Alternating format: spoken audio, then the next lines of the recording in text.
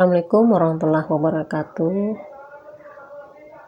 Salam sejahtera untuk kita semua. Nah, kali ini menarik lagi. Saya pernah meneliti tentang surau di Minangkabau, kemudian jadi buku Surau Aset Lokal di Minangkabau, bercerita tentang seputar tradisi surau di Minangkabau, termasuk salah satunya bentuk-bentuk arsitektur surau itu. Nah, ini saya akan menjelaskan ada arsitektur surau, mempertahankan budaya lokal, dan ada perpaduannya dengan budaya luar. Ini saya anggap perpaduan ini apakah Timur Tengah atau India atau Gujarat nanti. Nah, ini yang akan saya lihat kali ini adalah Masjid Raya Rao-Rao di Kecamatan Sungai Tarap, Tanah Datar. Bukan Rau, tapi Rau-Rau. Kalau Rau di Pasaman. Nah, Rau-Rau itu nampak. Nah, atapnya ada gonjong seperti gonjongnya rumah gadang, seperti tenduk kerbau itu. Nah, tapi ada perpaduan. Nah, saya melihat perpaduan ukirannya ini, arsitektur bangunan di bawahnya ini adalah perpaduannya dengan India. Tapi itu perlu dibuktikan apakah Timur Tengah atau India. Tapi berat hati saya mengatakan ini adalah arsitektur ini perpaduan dengan arsitektur yang India. Jadi masjid ini bergaya lokalitas dan bergaya budaya yang diadopsi dari apakah Timur Tengah nanti atau India tuh. Nah, ini dapat kita lihat pada 23 Juni 2018 bahwa masjid ini sudah genap berumur 100 tahun. Nih, di Masjid Raya Negeri Rau, berarti kalau 2020 berarti sudah tambah 2 tahun lagi, sudah lebih daripada 1 abad, tapi berdiri dengan megah, dipertahankan keasliannya itu. Ini menarik. Jadi nampak oleh kita ada perpaduan ini menandakan apa? Bahwa Islam itu sangat adaptif dengan budaya lokal, tidak serta-merta menghancurkan, menghabiskan budaya lokal. Ini buktinya di arsitektur masjidnya ada gabungan antara modernis yang diimpor dengan lokalitas ini. Nah, ini teras bahagian samping dari masjid itu didominasi putih dan coklat tua serta coklat muda. Nih, teras yang mengelilingi masjid. Nah, teras sangat cantik, asri sekali.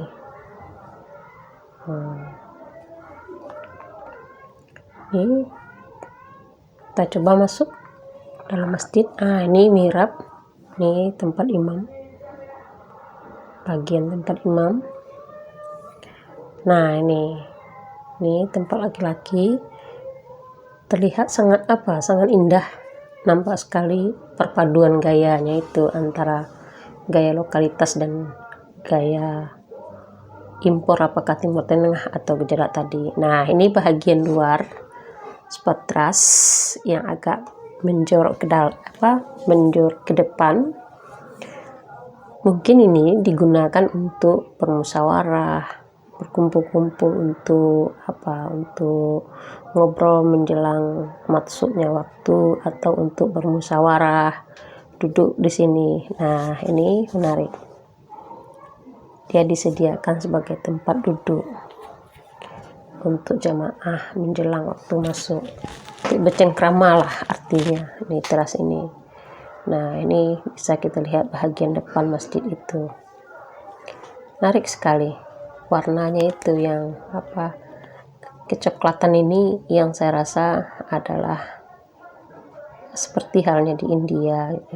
Nah, ini salah satu jendelanya yang di tengah-tengah antara 2 pintu masuk. Ini pintu masuknya.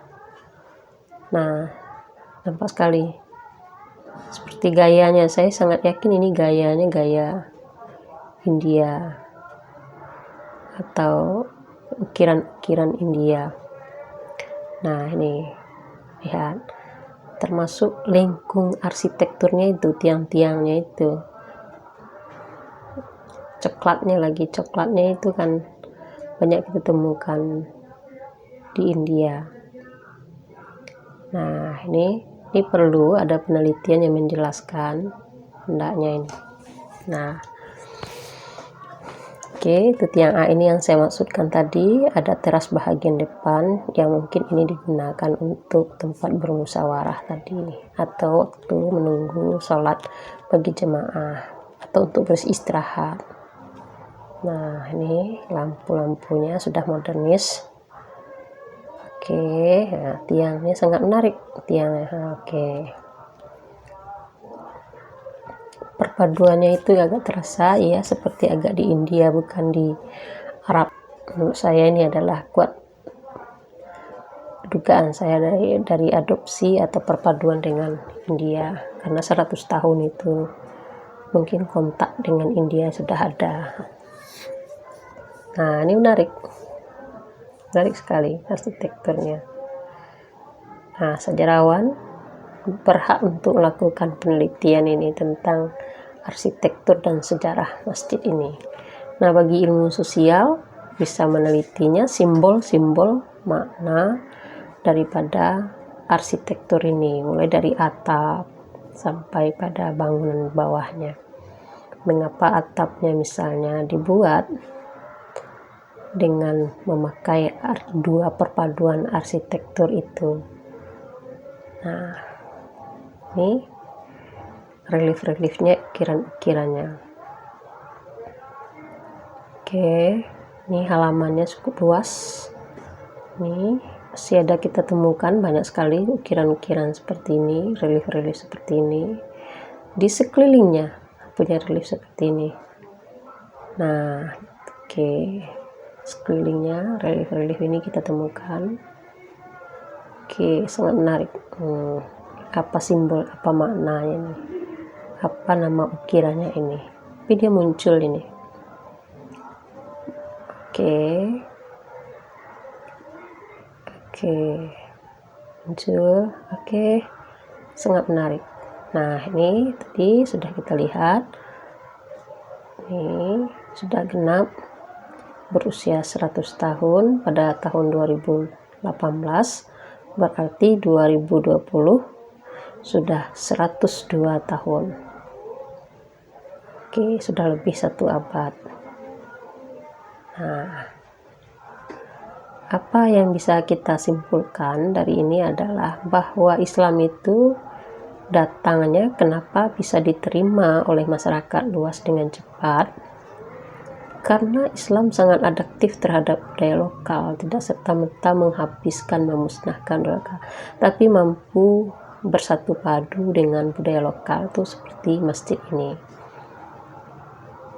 Ada perpaduan arsitektur Minangkabau dengan arsitektur Timur Tengah atau India tadi. Ini pasti perlu dipastikan. Nah ini letaknya tidak jauh dari jalan, tapi masih di tepi jalan. Nah ini coba perhatikan, arsitekturnya itu menarik, tidak seperti masjid yang bergaya Timur Tengah sekarang ini, tapi mempertahankan budaya lokalnya itu. Nah ini yang tadi.